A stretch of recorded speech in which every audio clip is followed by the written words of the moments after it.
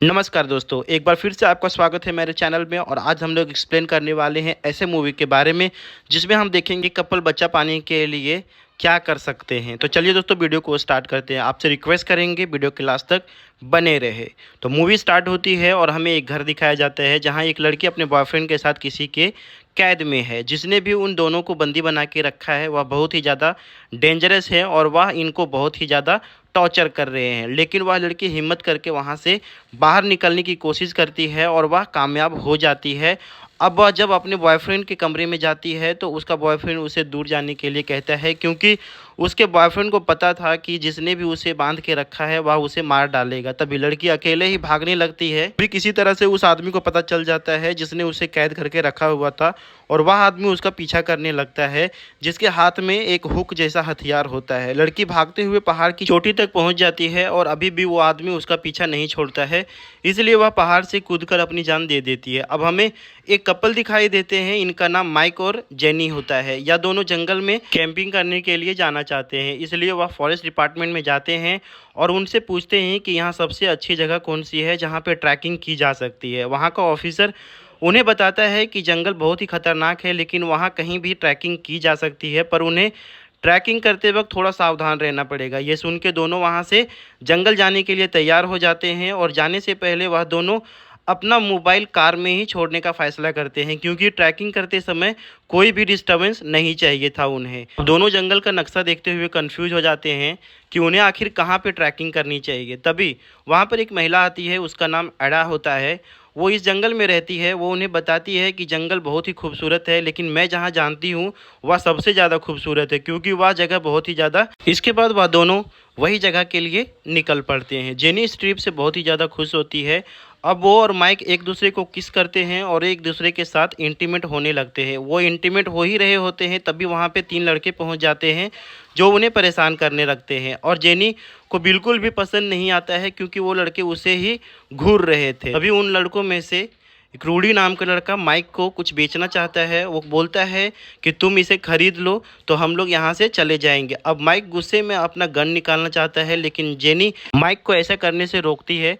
अब माइक उन्हें पैसा दे देता है और वह लड़के वहाँ से चले जाते हैं। इसके बाद माइक झरने के पास जाता है जहाँ उन्हें एक फॉरेस्ट ऑफिसर मिलता है जिसका नाम क्लाइट होता है। वो उन्हें बताता है कि यहाँ पे बहुत सारे लोग घूमने आते हैं, क्योंकि यह जगह बहुत ही ज़्यादा खूबसूरत है। माइक पूछता है कि यहाँ वो कैंपिंग कहाँ पे कर सकते हैं। क्लाइट उसे एक झील के बारे में बताता है जहाँ वो कैंपिंग करने के लिए चले जाते हैं। जेनी सुबह में झरने में नहाने जाती है। जब वह नहा के बाहर निकलती है तो उसके पीछे एक आदमी खड़ा होता है जो उसे पकड़ लेता है और उसे किडनैप करके अपने साथ ले जाता है। अब जब माइक की नींद खुलती है तो जेनी को अपने पास ना पाके वो हड़बड़ा जाता है और जेनी को ढूंढने लगता है, लेकिन वो उसे कहीं भी नहीं मिलती है। तभी माइक को उन तीनों लड़कों में से दो लड़के आते हुए दिखते हैं। उनमें से एक के हाथ में जेनी की टावल होती है। माइक उन दोनों को बहुत ज़्यादा मारता है।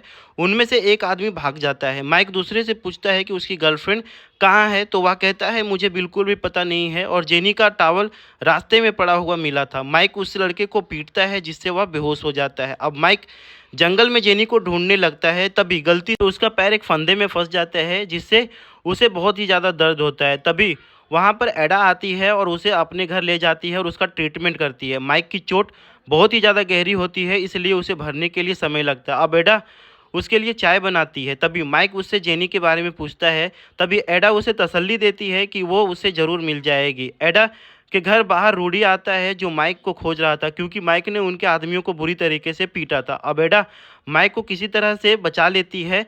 अब हम देखते हैं कि एडा माइक के लिए चाय लेकर आती है और उसे माइकल के नाम से बुलाती है। माइक को कुछ शक होता है और वो चाय नहीं पीता है और एडा से पूछता है कि वो उसे माइकल कैसे बुला रही है, क्योंकि उसे उसकी दादी और मॉम के अलावा किसी ने आज तक माइकल नहीं बुलाया है। तभी माइक को याद आता है कि उसका पासपोर्ट रास्ते में चोरी हो गया था।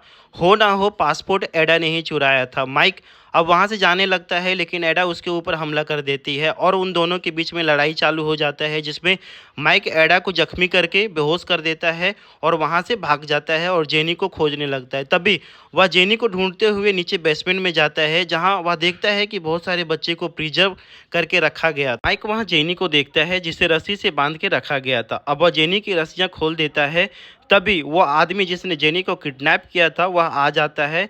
उसके हाथ में एक हुक जैसा हथियार होता है, उससे माइक पर हमला कर देता है और माइक के सर पर हथौड़ा मारकर उसे बेहोश कर देता है। अब जेनी अकेले ही भागने लगती है, वो आदमी जेनी का पीछा करने लगता है। तभी जेनी को फॉरेस्ट ऑफिसर क्लाइड दिखाई देता है, वह उसे मदद मांगती है। तभी वह आदमी पीछे आ जाता है और वह खतरनाक आदमी को डांटते हुए क्लाइड कहता है कि जेनी यहाँ से भाग कैसे गई, क्योंकि क्लाइड और वह खतरनाक आदमी दोनों मिले हुए थे। अब हम देखते हैं कि क्लाइड जेनी के सर पे हमला कर देता है, जिससे वह बेहोश हो जाती है।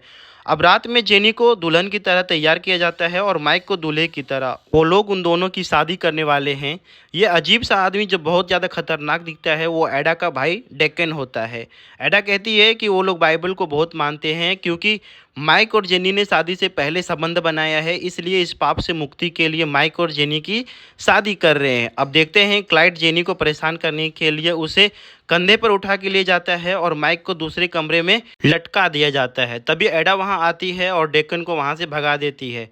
एडा और क्लाइड पति पत्नी हैं और वो जेनी और माइक को जाकर बताते हैं कि वह दोनों माँ बाप कभी नहीं बन सकते, इसलिए वह चाहते हैं कि माइक और जेनी उनके लिए बच्चा पैदा कर सके, जिसे वह अपने पास रख सकेंगे। इसके बाद वो माइक और एडा को एक ही कमरे में लेटा देते हैं और उन्हें इंटीमेट होने के लिए कहते हैं, जिससे जेनी प्रेग्नेंट हो सके और उन्हें बच्चा मिल सके। अगली सुबह एडा वहां आकर चेक करती है कि उन्होंने रात में कुछ किया या नहीं, लेकिन रात में वह दोनों इंटीमेट नहीं हुए थे। अब क्लाइड माइक को बताता है कि अगर उन्होंने उनकी बात को नहीं मानी तो वह हर रोज़ उन दोनों को तड़पाएंगे। इधर डेकन एक ब्लेड से माइक के पीठ को काट देता है और उसके ऊपर अल्कोहल डाल देता है, जिससे माइक चिल्लाने लगता है। एडा भी जेनी की एक उंगली काट देती है और रूडी माइक को खोजते हुए वहाँ पे आता है, लेकिन कुछ देर पहले ही क्लाइड माइक की कार को एक झील में डुबा दिया था। वो ब्रूडी को कहता है कि वो दोनों यहाँ से जा चुके हैं और इसके बाद ब्रूडी वहाँ से चला जाता है। रात होती है और ऑफिसर माइक और जेनी को एक कमरे में लेटा देता है और उन्हें इंटीमेट होने के लिए कहता है। ऐसा ना करने पर उन्हें और भी सज़ा दी जाएगी। जेनी माइक को समझाती है क्यों ना दोनों उनकी बात मान ले, लेकिन माइक को पता था कि बच्चा होने के बाद वो उसे मार देंगे, इसलिए वो जेनी को समझाता है और उसे मना करता है। अब हम देखते हैं कि जेनी की माँ कंप्लेन कर देती है कि उसकी बेटी गायब है, इसलिए एक ऑफिसर जेनी और माइक को खोजते हुए फॉरेस्ट डिपार्टमेंट में आती है। वो ऑफिसर क्लाइड से वॉकी टॉकी पर बात करती है। क्लाइड वहीं पे होता है जहां पर उसने माइक और जेनी को रखा होता है, उसके साथ उसका पूरा परिवार भी होता है। जब ऑफिसर उससे उन लोगों के बारे में पूछती है तो क्लाइड मुकर जाता है। वो कहता है कि उसे कुछ भी पता नहीं है। अब ऑफिसर इसके बाद रूडी के पास जाती है और उससे कहती है कि अगर उसने उन दोनों को ढूंढ निकाला तो पुलिस उसे एक बहुत बड़ा इनाम देगी। लालच में आकर रूडी ऑफिसर को हेल्प करने के लिए तैयार हो जाता है। इधर रात में डेक्कन जेनी के पास जाता है और उसके साथ ज़बरदस्ती करने की कोशिश करता है। जेनी चिल्लाने लगती है, जिसकी आवाज़ एडा और क्लाइड सुन लेते हैं और वो अपने भाई को जाकर रोकते हैं। अब एडा जेनी को समझा रही होती है कि उन्हें वो करना ही होगा जो वह कह रहे हैं। तभी जेनी हंसते हुए कहती है कि वो पहले से ही 2 महीने की प्रेग्नेंट है। एडा और क्लाइड का प्लान फेल होते दिखाई देता है, क्योंकि वो दोनों बाइबल को मानते हैं और बाइबल के अनुसार शादी से पहले प्रेग्नेंट होना पाप है।